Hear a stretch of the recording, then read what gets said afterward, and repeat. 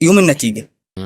انا كنت في الغردقه يوم النتيجه اصلا تضرب الدنيا طناش ولا توترت مع المتوترين ولا الموقع فتح ولا ممكن ده سر. لا خالص، انا ما كنتش بفكر في الموضوع، يعني كنت عايزه اخلص ثانويه عامه عشان نطلع مصيف. اطلع المصيف والله. حد قال لك على النتيجة ولا سابوك في ايوه لا واحنا يعني بعد ما طلعنا من البول وكده فلقينا الموبايلات بترن فقط. ايه ده في ايه؟